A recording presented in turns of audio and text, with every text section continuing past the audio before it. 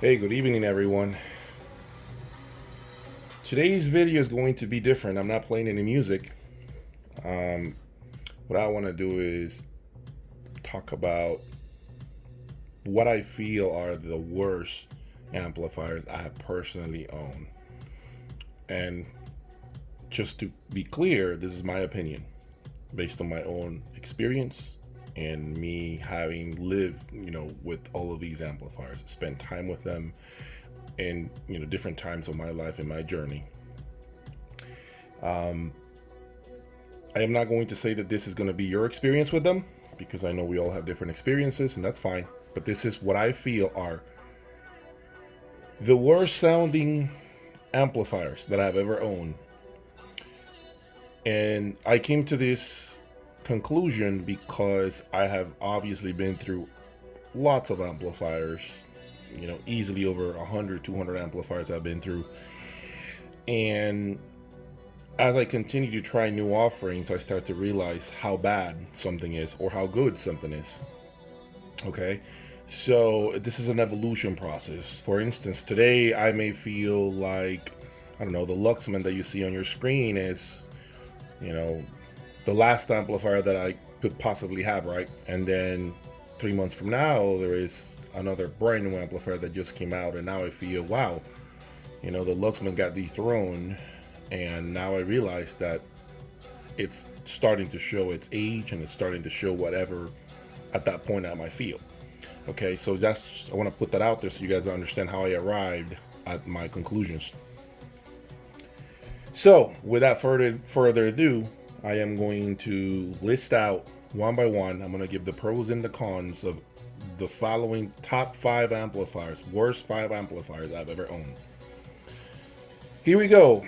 This is in no particular order. I want to say this. I randomly wrote on a piece of paper what they are. So, just so you let you know, okay? All right, the first amplifier is the Boulder 2060. Pros of this amplifier. Number 1, huge power reserves. Dead silent.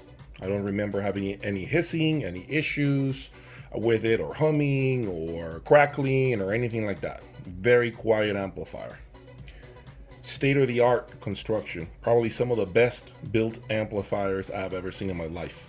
I mean, incredible amplifiers. They're huge, large. When you open and take the top cover off, you're gonna see a tremendous amount of components and just incredible engineering.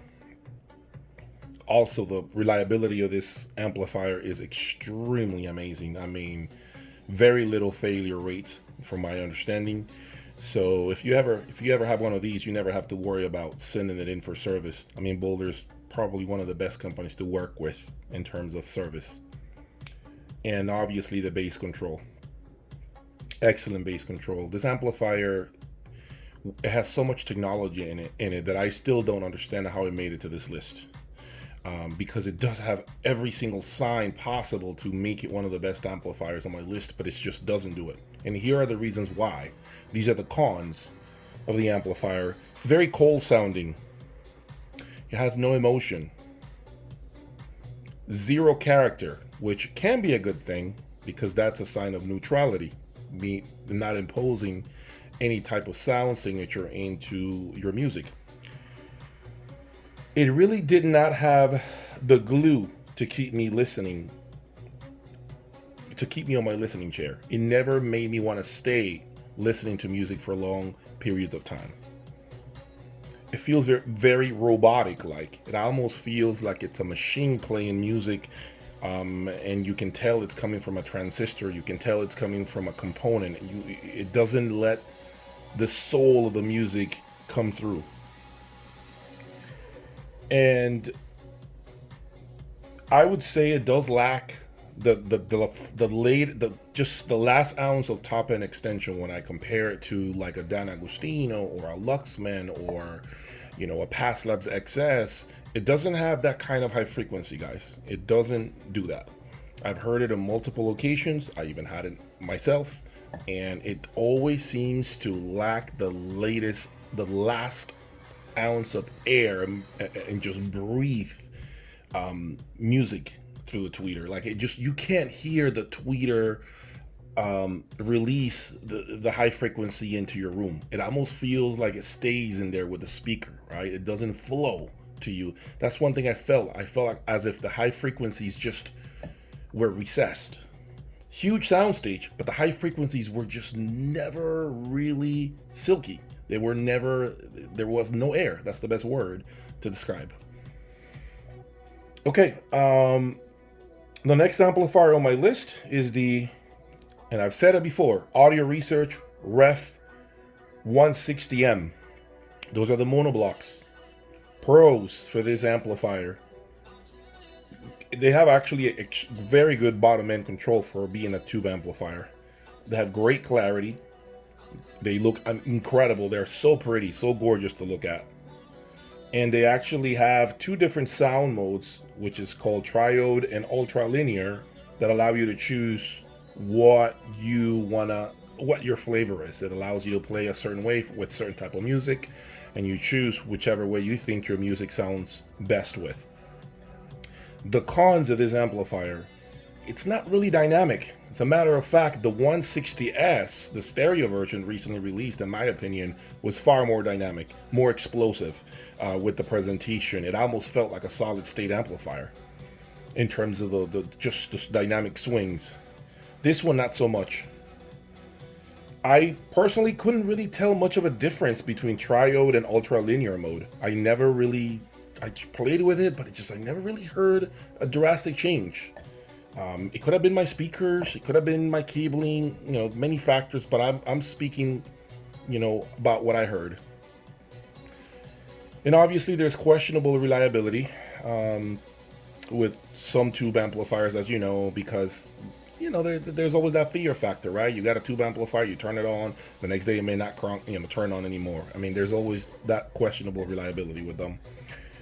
And it does not sound as romantic as some other tube amplifiers that I have personally owned. For instance, the Macintosh 2301, they're very engaging, very emotional amplifiers. They seduce you when you play. This one sounds more solid state than tube, to be honest with you.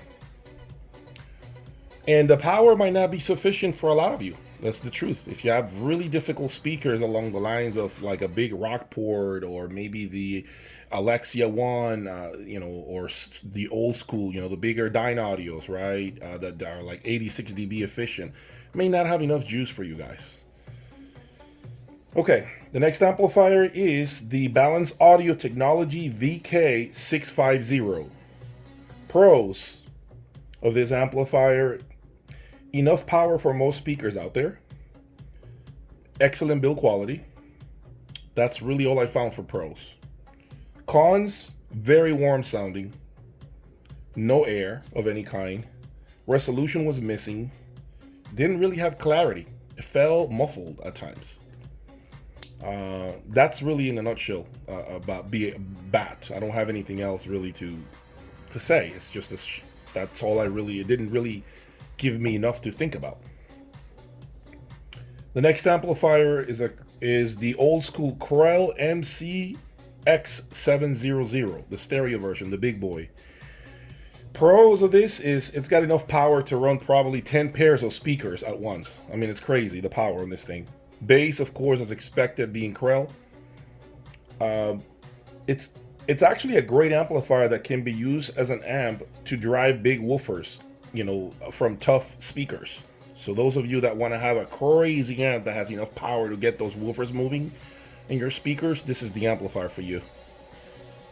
The cons of this amplifier: I feel like the resolution wasn't there, and that kind of let me know that, hey, we're talking about an amplifier that is starting to age, and it put it all into perspective about how far amplifiers have come. I mean, the reality is they have.